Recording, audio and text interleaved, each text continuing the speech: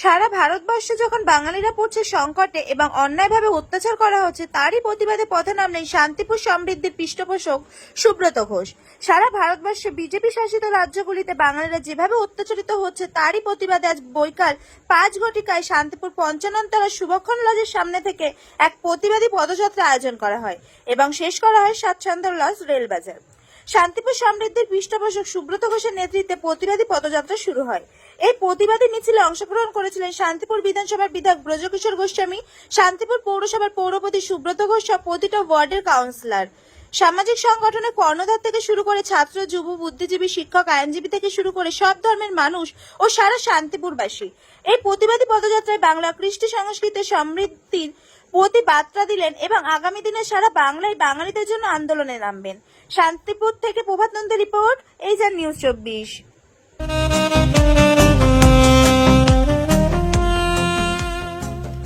সর্বস্তরের ক্রেতা বন্ধুদের শুভ কামনায় বাবা লোকনাথ বাইক পয়েন্ট।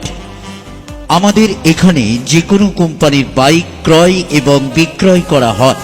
অবশ্যই মনে রাখবেন, ফাইন্যান্সের সুব্যবস্থা আছে। প্রোপাইটার দিবাকর দেবনাথ ওরফে বাপি। Mobile number 9002195367। আমাদের ঠিকানা 12 নম্বর জাতীয় সড়ক, শান্তিপুর বাইপাস, পাওয়ার হাউসের নিকট, শান্তিপুর, নদিয়া।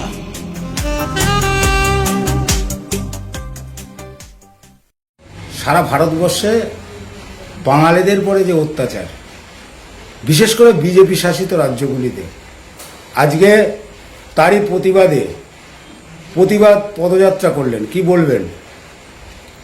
মাননীয় মুখ্যমন্ত্রী বাংলার পরিযায়ী শ্রমিক যে সমস্ত ভিন রাজ্যে যারা কাজের সুবাদে তারা গিয়েছেন, তাদের ওপর বাংলা ভাষায় কথা বলার অপরাধে তাদের বাংলাদেশি আখ্যা দেওয়া হচ্ছে, তাদের বিভিন্নভাবে নির্যাতন করা হচ্ছে, তাদের পুলিশি ক্যাম্পে নিয়ে যাওয়া হচ্ছে, ডিটেনশন ক্যাম্পে নিয়ে যাওয়া হচ্ছে, এমনকি বাংলাদেশে তাদেরকে বের করে দেওয়া হচ্ছে।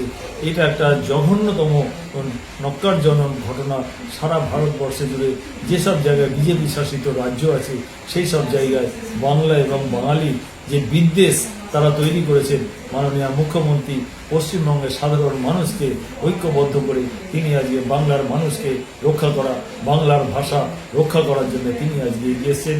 আমরাও শান্তিপুর শহরে সমৃদ্ধি আমাদের একটি সামাজিক সংগঠনের ব্যানারে আমরাও শান্তিপুরে সমস্ত স্তরের মানুষকে ঐক্যবদ্ধ করে আমরাও মাননীয় মুখ্যমন্ত্রীকে সামনে রেখে আমরা তার প্রতিবাদ পদযাত্রা আমরা করেছিলাম।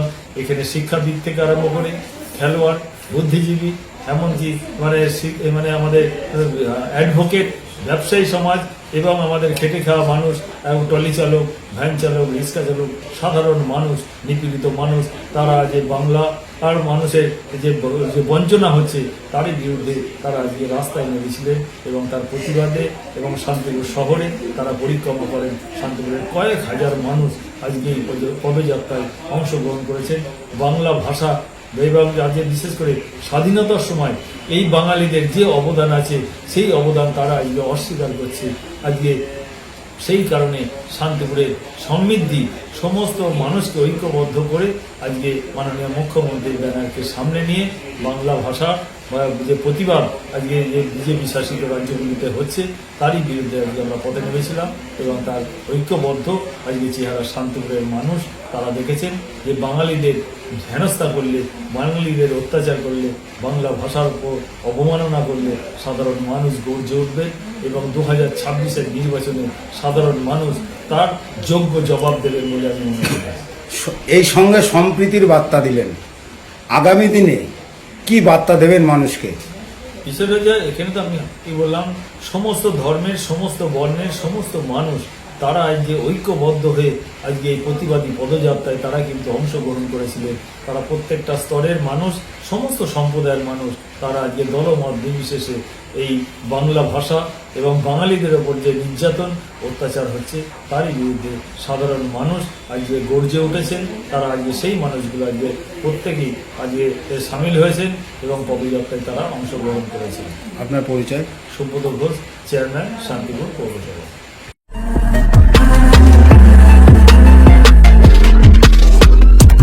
নমস্কার, আপনারা দেখছেন HR নিউজ 24, সত্যের লক্ষ্যে মানুষের পাশে।